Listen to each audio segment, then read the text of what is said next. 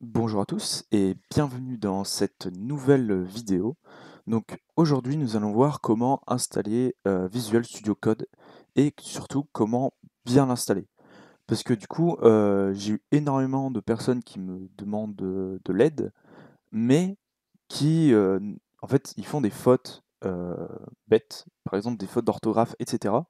Parce que Visual Studio Code n'est pas bien installé et que du coup ils n'ont pas l'autocomplétion.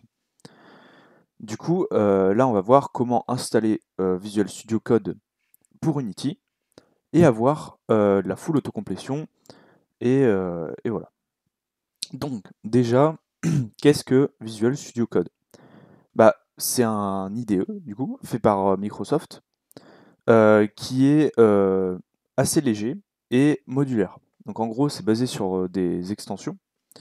Et en fait, par exemple, vous pouvez créer une extension, enfin, voilà, etc. Et, et en fait, vous devez installer les extensions pour pouvoir avoir certaines autocomplétions, etc.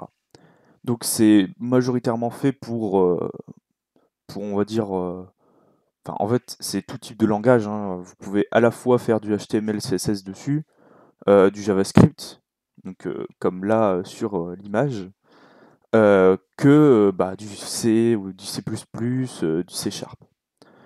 Euh, Du coup, il y a aussi plein de trucs, hein. Par exemple, vous pouvez, comme marqué là, mettre bien le lier avec Git. Et voilà. Donc, du coup, là, on va voir comment bien l'installer avec Unity. Donc, déjà, vous pouvez l'installer. Du coup, donc vous faites Download for Windows, à part si vous êtes sur Mac. Dans ce cas-là, vous prenez Mac, hein, ou Linux, etc. Voilà, donc ça c'est pour Visual Studio Code. Mais avant d'avoir Visual Studio Code, il faut avoir Unity. Donc je vais vite fait passer sur Unity, je vais pas montrer comment l'installer, je ferai peut-être une vidéo dessus, puisque là c'est vraiment concentré sur Visual Studio Code. Mais du coup Unity, vous avez plusieurs offres, entre guillemets, qui sont disponibles pour vous. Donc on a l'offre personnelle, donc c'est celle que j'ai actuellement, qui est donc une version gratuite. Et en fait, cette version, vous pouvez l'avoir tant que votre entreprise ou vous, vous n'avez pas plus de 100 000 euros par an plutôt, de chiffre d'affaires. Je pense que si vous regardez cette vidéo, c'est pas votre cas. Donc, vous pouvez prendre la Personal Edition. Voilà. Euh, et ou bien vous avez la version Student. Du coup, c'est si vous êtes en école ou à l'université, enfin, ça dépend de votre truc, enfin, c'est plus en école, je pense. Euh, Là, en fait, vous pouvez avoir la version student qui rajoute surtout bon voilà, vous voyez des assets gratuites. Après, bon, je pense pas que c'est pour les gens qui regarderaient cette vidéo, mais vous avez l'offre Teams et l'offre entreprise. Voilà, ça c'est vraiment pour les entreprises. Donc avec un support, etc. Vous avez enfin des trucs, des plugins, etc. Voilà. Bon, je pense pas que ce soit pour vous. Donc voilà. Donc je vais pas plus que ça sur Unity. Je vais aussi montrer donc deux alternatives à Visual Studio Code. Donc on a d'abord Visual Studio, donc c'est toujours fait par Microsoft, mais du coup c'est un IDE un peu plus complet de base, mais qui est en fait beaucoup moins utilisé pour Unity. Euh, Souvent sur Unity on utilise plus Visual Studio Code, parce que c'est un peu plus léger, etc. Voilà, donc Visual Studio, en vrai, c'est mieux d'utiliser Visual Studio Code pour Unity. Par contre, si vous êtes par exemple sur Unreal, là, vous utilisez Visual Studio. Voilà. Mais pour moi, l'alternative la plus compétitive, entre guillemets, pour Unity, euh, enfin que je connaisse, hein, bien sûr, il y a peut-être d'autres choses que je ne connais pas, c'est Rider, du coup. Et Rider, c'est du coup aussi un IDE qui est fait pour .NET, donc c'est-à-dire pour le C Sharp, etc. Donc voilà, comme vous voyez, compatible avec Unity et Unreal.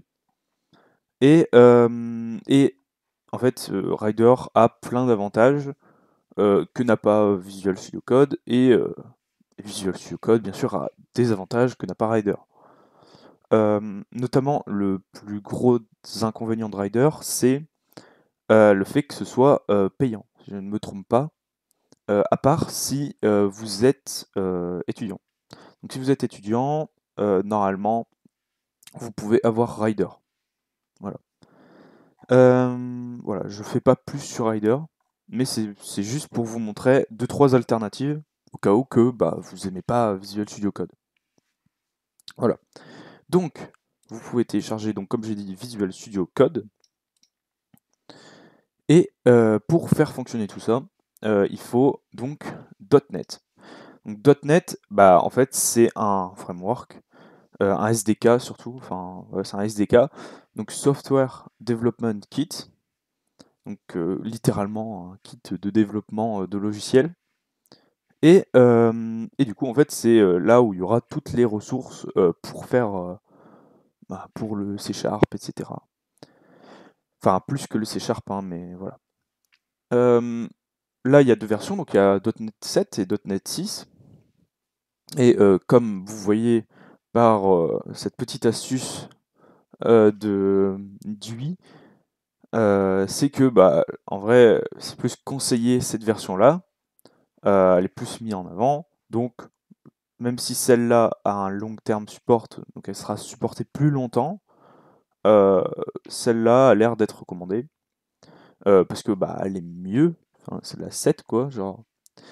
Mais voilà. Donc, vous pouvez utiliser les deux marchent. Voilà. Le but, c'est juste d'avoir .NET. Voilà. Donc, voilà, vous le téléchargez. Et donc, là, hop, hop. Donc, vous aurez donc VS Code et .NET. Donc, VS Code, vous pouvez cliquer dessus. Ah oui, je suis en train de le run. Hop, je suis débile. Tac, forcément. Ok, donc VS Code, voilà, donc vous lisez bien tous les trucs de licence. Voilà, j'espère que vous avez tout lu. Bon, en vrai, c'est pas si long. Bon, je troll, hein, genre, personne lit. Mais voilà. Hop. Bah là, vous faites ce que vous voulez. Faites ce qui est fait de base. Voilà, je vais pas. Il y a presque rien. Même si vous pouvez toujours. Voilà. Mais je vous conseille de laisser de base si vous n'êtes pas. Voilà.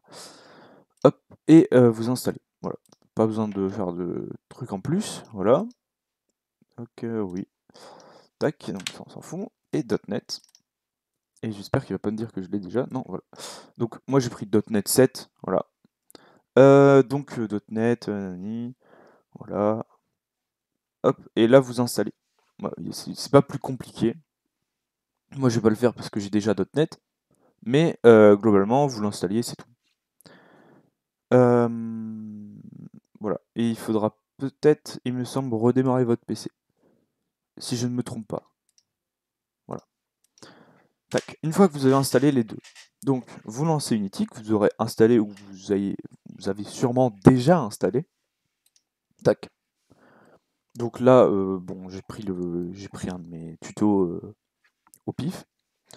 Donc, comment mettre Visual Studio Code du coup? Alors, normalement, si vous installez VS Code bien, normalement, je dis bien, il sera déjà de base mis, mais on ne sait jamais. Donc, du coup, on va aller dans Edit, Préférences, et External Tool, donc ici.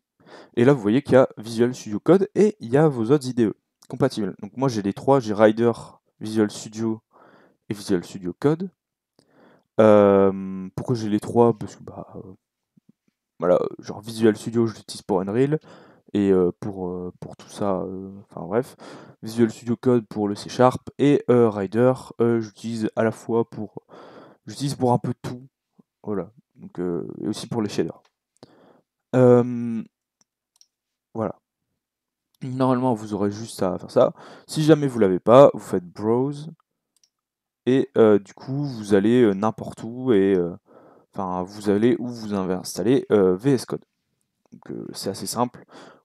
Pour savoir où vous l'avez installé, vous marquez code dans Windows, la barre de recherche, vous faites clic droit, ouvrir l'emplacement du fichier et vous aurez le chemin d'accès à Visual Studio Code.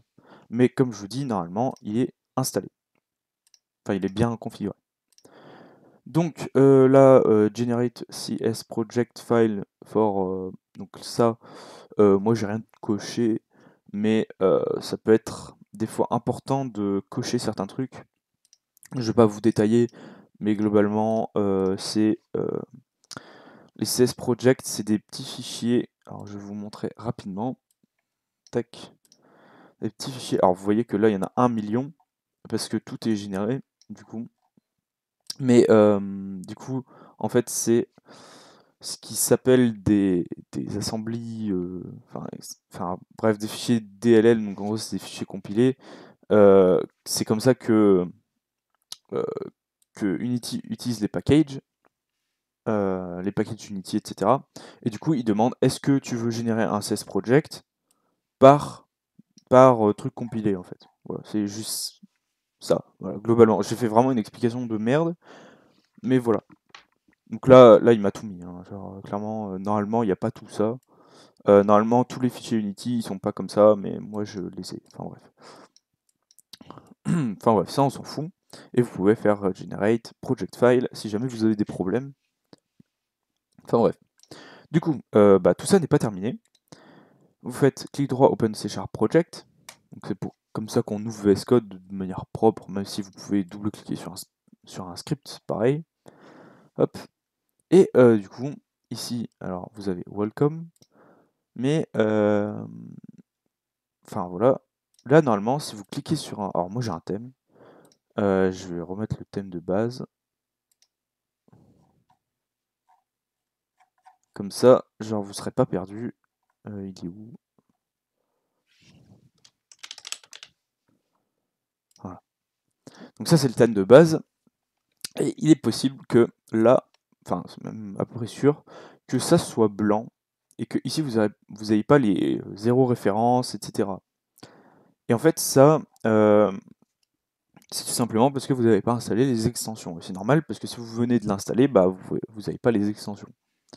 Donc pour installer les extensions, donc vous allez ici, tac, et là vous avez vraiment plein d'extensions. Enfin moi c'est des extensions que j'ai installées.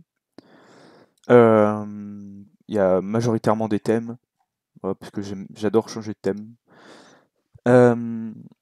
Mais voilà. Donc, vous devez installer donc 2 extensions minimum, et 3 ou 4, enfin après 10, 20 si vous voulez, mais 2 minimum pour bien que ça marche. Donc déjà vous avez le C#, donc C# for Visual Studio, et vous voyez que c'est fait par Microsoft, donc c'est un truc officiel. Et en gros, ça vous permet d'avoir l'autocomplétion globalement sur plein de trucs. Et que Visual Studio Code reconnaisse les fonctions, etc. Enfin, bref, ça sert à plein de trucs. Voilà, mais c'est vraiment, si vous codez en C#, vous êtes obligé d'avoir ce truc. Voilà. Et le deuxième, c'est Unity. Donc vous notez Unity. Et normalement, donc c'est celle-là, Debugger for Unity. Alors, elle est dépréciée. Voilà. Mais elle est toujours utilisable. Et en fait, ça va vous, afficher, enfin, comment? Ça va vous autocomplete les fonctions Unity, globalement. Donc, voilà. Donc, tout ce qui est monobehavior, etc. Et enfin, vous pouvez utiliser Unity Code Snippets. Et ça, en fait, c'est pour aller plus vite sur certains trucs. Alors, vous voyez, il va le mettre normalement. Vous voyez que vous pouvez faire monobehavior, il crée directement. Start, il crée directement. C'est pour aller vraiment plus vite sur les fonctions de base d'Unity. Et du coup, vous n'avez pas à connaître par cœur, par exemple, comment ça s'appelle, on application pause. Mais vous pouvez mettre juste on, et ça va vous mettre tous les trucs, et ça va vous l'écrire en fait. Voilà. Vous voyez que là, ça a fait un éditeur automatiquement, enfin bref. Ça, c'est assez pratique. C'est pas obligé, genre, c'est vraiment un truc pour aller plus vite. Mais, euh, mais voilà, c'est assez intéressant. Voilà. Bon, après, il y a plein d'autres trucs. Voilà. Vous pouvez installer aussi un thème. Donc, hop, thème. Hop, donc vous avez le thème de GitHub. Thème C++, donc ça c'est le thème C++ de VS, Visual Studio normal, il me semble. Ouais, bah Visual Studio quoi. Voilà. Après vous avez donc des icônes. Et vous voyez c'est extrêmement modulaire en fait. On peut installer un peu ce qu'on veut et tout le monde peut mettre un peu ce qu'on veut. Vous pouvez créer vos propres thèmes, etc. Même si vous pouvez le faire aussi dans d'autres IDE, hein, bien sûr. Mais là, vous avez carrément un truc de recherche intégré. Voilà. Vous voyez qu'il y a plein de thèmes. Voilà. Et du coup, pour changer de thème, c'est préférences, thème, color thème. Et vous pouvez faire ça pour voir les thèmes. Moi, je vais rester en normal. Tac. Et voilà. Donc, j'espère que cette petite vidéo vous aura plu. N'hésitez pas à vous exprimer, que ce soit en pouce bleu, pouce rouge ou en commentaire. J'espère n'avoir rien oublié euh, dans ce tuto. Ce serait quand même con. Euh, mais voilà. J'espère que ça vous aura plu. N'hésitez pas à vous exprimer, donc comme j'ai dit, en pouce bleu, pouce rouge ou en commentaire. Et je vous dis à la prochaine pour un nouveau tutoriel. Je vous dis à plus.